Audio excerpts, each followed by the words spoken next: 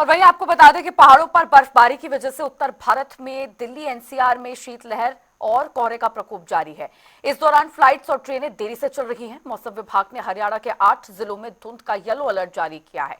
इन जिलों में सिरसा, फतेहाबाद, हिसार, जींद, भिवानी, चरखी दादरी, महेंद्रगढ़ और रेवाड़ी जिले शामिल हैं। इन जिलों में सुबह और शाम के समय गहरी धुंध छा सकती है। इसके अलावा प्रदेश के बाकी जिलों में भी धुंध देखने को मिल सकती है।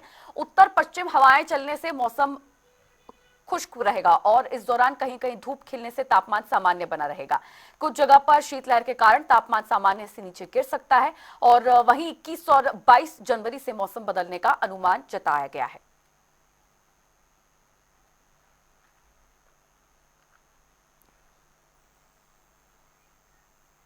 और राजधानी दिल्ली से ये 4 तस्वीरें सामने आई हैं। अक्षरधाम, डीएनडी फ्लाईओवर, धौला कुआं और नई दिल्ली रेलवे स्टेशन। चारों ही तस्वीरों में आप देख सकते हैं कि धुंध की घनी चादर छाई हुई है, जिसकी वजह से काफी परेशानियां लोगों को उठानी पड़ रही है।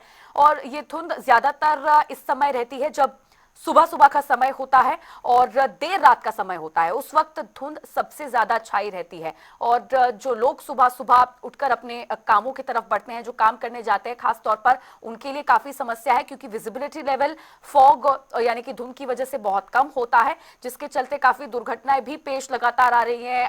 सड़क हादसों की खबरें सामने आ रही हैं। तो धुंध कहीं ना कहीं एक बड़ा कारण बना हुआ है जो लोगों को परेशान कर रहा है। साथ ही बढ़ती ठंड की वजह से लोग काफी परेशान हैं।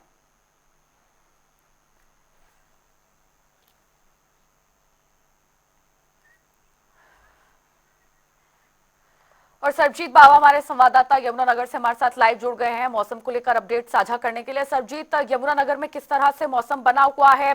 तापमान में गिरावट लगातार दर्ज की जा रही है। जी बिल्कुल बिल्कुल। देखिए यमुनानगर में है अभी तो जो है वो दल, लेकिन मैं बता दूं हाँ, कहीं ना कहीं लोगों को यमुनानगर के उनके ऊपर जरूर रौनक है, क्योंकि आज धूप जो है वो निकल आई है। कल की बात करें रविवार वाले, कल की बात करें शनिवार, तो शनिवार वाले दिन सारा दिन जो है धूप नहीं निकली थी और सारा दिन ठंड का आलम रहा, जिसका कारण लोगों को काफी समस्याओं का सामना करना पड़ा। हालांकि आज जो है मौसम खुल गया है और कहीं ना कहीं ठंड में जरूर कमी आई है, लेकिन फिर भी जिस तरह से शीतलहर है, शीतलहर के कारण जरूर लोगों को जो है वो दिक्कतों का सामना करना पड़ रहा है, क्योंकि ठंडी हवाएं चल रही है, उससे लोगों को जो है जरूर दिक्कत आ रही है। सरजीत, बढ़ती ठंड भले ही लोगों के लिए, आम जनता के लिए समस्या जरूर है, लेकिन जो किसान है, बारिश भी जिस तरह से हमने देखा बीते कुछ दिनों में हुई, तो ये बढ़ती ठंड और बारिश किसानों के लिए कितनी फायदेमंद है? देखिए मैं बता दूं कि जिस तरह से लगातार बारिश जो है वो कहीं ना कहीं जो किसानों के लिए नुकसानदायक है। हालांकि कुछ समय तक जो है जरूर इसका जो है काफी फसलों को फायदा मिलने वाला था, लेकिन अब जो लगातार बारिश हो रही है उसका जरूर नुकसान हो रहा है। हालांकि जो कृषि विज्ञानी या कृषि विभाग के अधिकारी हैं, उन्होंने किसानों को बार बार जो है यही चेतावनी दिया, आगाह भी किया है, उनको अवेयर भी किया है कि बिल्कुल भी गेहूं की फसल की सिंचाई ना करें। जिस तरह से बारिश जो है लगातार 2-2 दिन 3-3 दिन ठहर कर आ रही है, जिससे जो है काफी नमी जो है वो खेतों में आ रही है और इससे पीले रतुए का जो है वो जरूर खतरा है, क्योंकि पीला रतुआ होने के कारण जो गेहूं है उसका दाना कहीं ना कहीं सूख जाता है, झाड़ कम हो जाता है। तो इसको लेकर किसानों को कृषि विभाग द्वारा एडवाइजरी जारी की गई है कि वो पानी लगातार खेतों को ना दे, सिंचाई ना करें, क्योंकि नमी बहुत ज्यादा है। और हालांकि जो बारिश है उसका फायदा तो हल्का जरूर मिलता है, लेकिन जिस तरह से कोहरा है तो कोहरे के कारण जरूर समस्या जो है वो किसानों को आ सकती है। सरजीत, लेकिन फिलहाल क्या कोहरे से किसी तरह का निजात यमुनानगर में मिल पाया है? क्योंकि अभी जहां पर आप मौजूद हैं उन तस्वीरों में मैं देख पा रही हूँ कोहरा फिलहाल तो नहीं है। थोड़ी सी धूप जरूर है इस वक्त और जो वाहन है वो बड़ी संख्या में यहाँ पर सड़कों पर चलते हुए नजर आ रहे हैं और जो रफ्तार है वाहनों की वो भी ठीक ठाक है, यानी कि कोहरा इस समय नहीं है, लेकिन जो ज्यादा सुबह का वक्त होता है शायद उस वक्त कोहरा बड़ी परेशानी लोगों के लिए बना हुआ है। बिल्कुल बिल्कुल, बता दूं कि अगर कोहरे की बात करें, रात भर कोहरे का जो आलम है वो रहा। सुबह लगभग 10 बजे, अभी 10 बजे के करीब ही जो है सूरज निकला है और कोहरा एकदम से छट गया है, लेकिन 10 बजे से पहले काफी ज्यादा कोहरा था। 9:30 बजे के आसपास जो काफी कोहरा था, जो वाहन थे वो काफी धीमी गति से चल रहे थे। और बता दूं कि शहरी इलाके में जरूर जो धूप है वो निकली है, कोहरा कम है, लेकिन अगर ग्रामीण क्षेत्रों की बात करें, ओपन जो क्षेत्र है जहाँ फसलें हैं और लिंक सड़कें हैं, वहाँ जरूर अभी भारी ज्यादा कोहरा है, जिसके जो आने जाने वाले वाहन है, आने जाने वाले जो लोग हैं, उनको जरूर दिक्कत हो रही है इस जो कोहरे के कारण। चलिए ठीक है सरजीत, लौटूंगे आपके पास। सुनील कुमार हमारे संवाददाता जींद से हमारे साथ लाइव जुड़ गए हैं। सुनील, जींद में मौसम कहर बरपा रहा है अभी भी, क्योंकि यमुनानगर से जो तस्वीरें हम देख रहे हैं और हमारे संवाददाता का भी कहना है कि ठंड बहुत ज्यादा पड़ रही है, लोग उसकी वजह से परेशान हैं। फॉग की स्थिति क्या जींद में भी उसी तरह से है? अगर जींद शहर की बात करें तो सुबह और शाम के समय ही कोहरे का और शीतलहर का संदर्भ दिखाई देता है। आज सुबह जब सुबह की मौसम की बात की जाए तो 8 डिग्री सेल्सियस तक का तापमान नोट किया गया था और 11 किलोमीटर की रफ्तार से जो तेज शीतलहर की हवाएं हैं वो चल रही थी।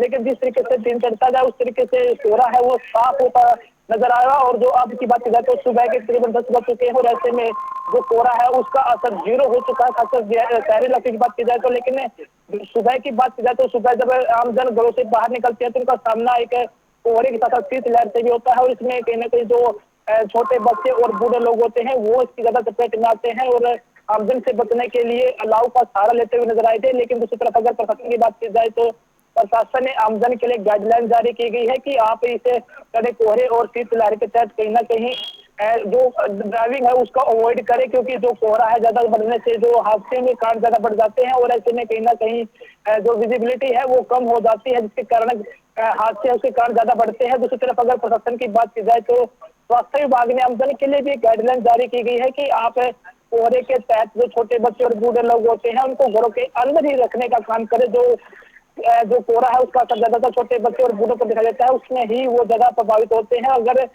जिला प्रशासन की बात की जाए तो जो रात को राहगीरी और आमजन होते हैं जो कहीं ना कहीं बाहर सोने पर मजबूर होते हैं उनके लिए भी इन बसेरों की व्यवस्था की गई है और उसमें तमाम वो सुविधाएं दी गई है जिसमें जो आमजन है वो अच्छी तरीके से रात को गुजार सके। सुनील, गाइडलाइंस प्रशासन की तरफ से जरूर जारी की गई है फॉग को लेकर, लेकिन क्या कोई कदम ऐसे उठाए गए हैं लोगों को जागरूक करने के लिए, आम जनता में जागरूकता बढ़ाने के लिए कि किस तरह से वाहनों को चलाएं? क्या चीजें ऐसी हैं जो जरूर फॉलो करनी चाहिए कि बढ़ती हुई धुंध और घनी धुंध के बीच सड़क दुर्घटनाएं ना हो? जी बिल्कुल, अगर पुलिस से ट्रैफिक की बात की जाए तो जो स्कूल होते हैं जो आमजन के लिए भी एक जनसभा की जाती है और वहां पर भी लोगों को जागरूक किया जाता है कि जब भी आप अपने ट्रैफिक को बाहर लेकर निकले तो कोहरे के तहत कहीं ना कहीं जो लाइट है और जो सीट बेल्ट है उनका जरूर प्रयोग करें, क्योंकि जो लाइट है अगर वो ही साफ नहीं दिखाई देगी तो कहीं ना कहीं ऐसे में उसके हादसे हैं वो ज्यादा बढ़ जाते हैं। और एक प्रशासन ने कल ही एक अपना पुलिस डेमोलेशन डे मनाया था, इसके तहत कहीं ना कहीं जो ट्रैफिक है उन सभी पर एक रेडियम की टेप लगाई गई थी। जिस तरीके से जो फोग आगे बढ़ता है उसमें विजिबिलिटी कम होने के कारण कहीं ना कहीं जो ट्रैफिक है वो दिखना कम हो जाता है। लेकिन कहीं ना कहीं जिस तरीके से रेडियम टेप लगाने के बाद जो वो ज्यादा कोहरे में दूर से ही ट्रैफिक दिखाई देता है कि उसके कहीं ना कहीं कोई ट्रैफिक नजर आ रहा है और ऐसे में हादसे हैं वो भी कम होने का कारण जो कम हो जाते हैं। और सिर्फ अगर ट्रैफिक पुलिस की बात की जाए तो एक प्रशासन ने मीटिंग भी की थी, उसमें साफ आदेश जारी किए थे कि जहां भी आपको लगता है कि यहाँ पर एक आमदनी के लिए कोई बड़ा कदम उठाने की जरूरत है तो हर कदम उठाया जाता है कि जो सड़क हादसे हैं उनके जो कारण है वो कम हो सके और आमदन है वो सेफ ड्राइविंग कर सके। चलिए ठीक है सुनील, लौटूंगे आपके पास। सरजीत हमारे साथ जुड़े हुए हमारे संवाददाता यमुनानगर से। सरजीत, सुनील का कहना है कि जींद में अच्छी व्यवस्थाएं की गई हैं रैन बसेरों को लेकर। लोग जो हैं, निराश्रित लोग हैं, बेघर लोग हैं, वो रैन बसेरों की शरण ले पा रहे हैं, इस तरह की व्यवस्थाएं।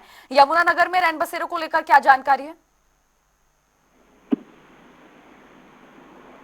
देखिए बिल्कुल मैं बता दें कि यमुनानगर में रैन बसेरों की बात करें तो रैन बसेरों को लेकर जिला प्रशासन द्वारा जो है तैयारियां पूरी की गई है और रात्रि से पहले जो लोग भिखारी टाइप लोग हैं जिन लोगों के पास रात में रहने का कोई अरेंजमेंट नहीं होता उनके लिए रैन बसेरे बनाए गए हैं। यमुनानगर की अगर बात करें, यमुनानगर रेलवे स्टेशन है, बस स्टैंड है, जगाधरी बस स्टैंड है और वहीं कुछ धर्मशालाएं भी है जहाँ पर रैन बसेरों को जो है बनाया गया है और लोगों के तरह वहाँ पूरी व्यवस्था की गई है। रेलवे स्टेशन के पास जो रैन बसेरा बनाया गया वहाँ पर रात्रि ठहराव के लिए 2 धर्मशालाएं हैं जिनमें जो है लोग आकर जो है ठहर सकते हैं। किसी भी तरह से दिक्कत है रात के 11 बजे तक जो है रैन बसेरे खुले रहते हैं। रात को अधिकारी जो है वो भी कहीं ना कहीं सड़कों पर गश्त करते हैं। जो लोग सड़कों पर खड़े मिलते हैं, भिखारी टाइप लोग सड़कों पर खड़े मिलते हैं, उनको जो है उठाकर रैन बसेरे में दिया जाता है ताकि ठंड के कारण हादसा न हो सके।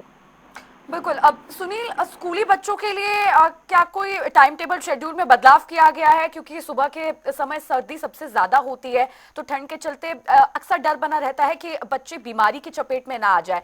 तो स्कूली बच्चों के लिहाज से किस तरह की व्यवस्थाएं हैं? स्कूल में टाइम टेबल को लेट किया गया है या फिर छुट्टी का ऐलान?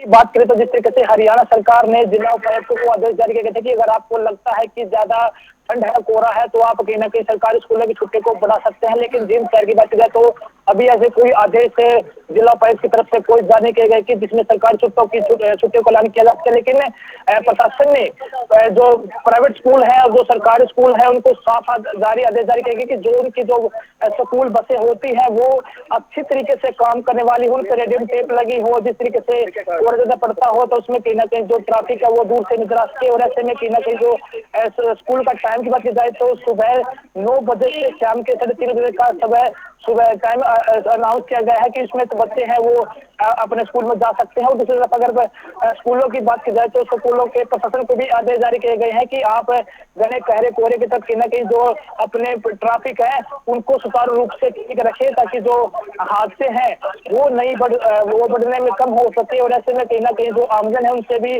गाइडलाइन जारी की गई कि आप अपने बच्चों को जब स्कूल में भेजते हैं तो उनको पूरे गर्म वस्त्र ही उनके शरीर पर डाले, जिससे कहीं ना कहीं जो छोटे बच्चे हैं वो कोहरे की चपेट में आने से भी बच सके। अब बिल्कुल सुनील, साथ ही हम देखते हैं कि जो विक्रेता होते हैं जो सड़क के किनारे अपनी दुकान को लगाते हैं, अपनी गुजर बसर के लिए तमाम तरह की प्रयास और व्यवस्थाएं करते हैं, तो उन लोगों के लिए किस तरह की क्या कोई व्यवस्थाएं की गई हैं या फिर वो लोग अपने बचाव के लिए, ठंड से बचाव के लिए क्या क्या कर रहे हैं? अगर सड़क किनारे जो रेहड़ी वाले होते हैं और जो कहीं ना कहीं जो फल फ्रूट वाले होते हैं उनकी बात की जाए तो प्रशासन के लिए भी एक टीम की व्यवस्था की गई है कि उनके नीचे वो अपनी रेहड़ी को लगा सकते हैं। लेकिन जो कहीं ना कहीं शहर से बाहर जो अपने आप ही रेहड़ी और जो फ्रूट का जो सामान रखते हैं वो अपने आप ही अपने जो अपने व्यवस्था है वो कर रहे हैं, ताकि जो कोहरा है वो कहीं ना कहीं उनको प्रभावित ना कर सके और उसके एक नीचे वो अपने जो अपना व्यवसाय है वो कर सके। लेकिन कहीं ना कहीं प्रशासन ने एक रोड मैप बात या फिर एक लाइन जारी की गई है कि आप उससे आगे है वो अपने रेडी है जो अपने फल फ्रूटों के जो अपने व्यवसाय के उसको आगे नहीं लगा सकते, क्योंकि जिससे ज्यादा वो बाहर निकलते हैं तो ऐसे में कहीं ना कहीं हादसे हैं वो भी ज्यादा बढ़ते हैं और उससे अतिक्रमण भी ज्यादा बढ़ता है। और इसमें लेकिन प्रशासन ने सख्त वार्निंग दी गई है कि जो भी रेहड़ी और जो फल फ्रूट कर्मचारी हैं वो अपनी हिदायतों में ही अपना काम करे और जो लाइन का खींची गई है उसको क्रॉस ना करे, जिससे कहीं ना कहीं जो कोहरे में ज्यादा हादसे हैं वो अगर लाइन से बाहर जो फ्रूट वाले लोग हैं और जो आदमी है वो बाहर लगाते हैं तो वो उससे ज्यादा हादसे बढ़ने के कारण बढ़ते हैं। चलिए ठीक है, बहुत बहुत शुक्रिया सुनील और सरजीत, आप दोनों का ही जुड़ने के लिए और मौसम से संबंधित जानकारी साझा करने के लिए।